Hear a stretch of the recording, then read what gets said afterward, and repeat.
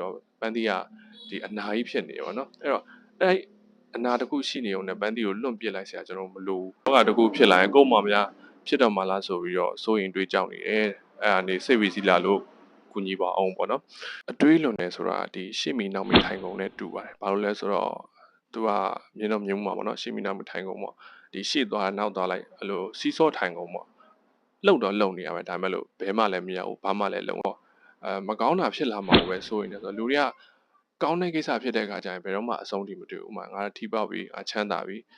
တင်းနှောင်းတင်းနဲ့နေရပြီးအေးဆေးနေရပြီးအဲ့လိုတွေးလို့ရှားတယ်။ငါမကောင်းတာဖြစ်တော့မှာပဲငါလေဖြန်းတော့မှာပဲလေဖြတ်တော့မှာပဲတီးတော့မှာပဲအဲ့လိုမျိုးတွေးပြီးမကောင်းတာနောက်လိုက်သွားတယ်လူတွေကများတယ်ပေါ့နော်။အဲ့ဘယ်လိုလုပ်ရမလဲဆိုတော့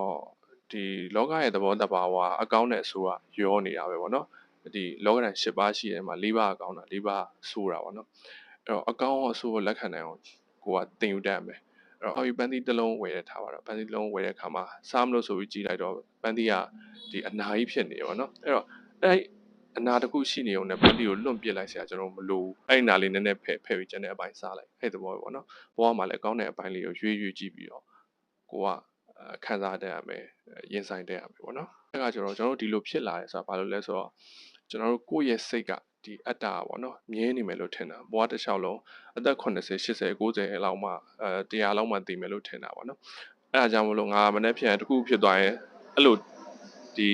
လေဖြန်းရင်လည်းလေဖြန်းတန်းလိုက်နဲ့အသက်60 90ဒီနေသွားမှာပဲအဲ့လိုတွေးတာပေါ့နော်တကယ်တော့ဘယ်ဟာမှမမြင်ဘူးအဲ့တော့ဘယ်တော့ဖြစ်လာမယ်ဆိုတာမသိတဲ့ຢာကိုစိုးရင်တော့အဲ့ဒါကိုလည်းပို့ပြီးတော့စိုးရင်တော့အဲ့အတွက်လည်းဒုက္ခရောက်ရတယ်လက်ရှိအဲ့ဒါကိုစိုးရင်တဲ့အတွက်ဒီလက်ရှိမှာလည်းဒုက္ခရောက်ရတယ်ပေါ့နော်အဲ့တော့ဒီလက်ရှိပြစ္ဆုတ်ပံကိုအာရုံစိုက်ပေါ့နော်ပြစ္ဆုတ်ပံမှာတဲ့နေအဲ့အတွက်အရေးကြီးတယ်ပေါ့နော်အနာဂတ်ကိုလည်းမတွေးနဲ့ဖြစ်ပြီးတဲ့အတိတ်မှာလည်းကိုကဘာမှလုပ်လို့မရတော့လက်ရှိအရေးကြီးတာဆိုတော့ဒီပြစ္ဆုတ်ပံပဲပေါ့နော်အဲ့တော့ဒီပြစ္ဆုတ်ပံမှာတဲ့နေတက်ဖို့စူးစမ်းရမယ်စိတ်ကိုပို့ပြီးတော့ရင်းရင်လာအောင်စူးစမ်းရမယ်ပေါ့နော်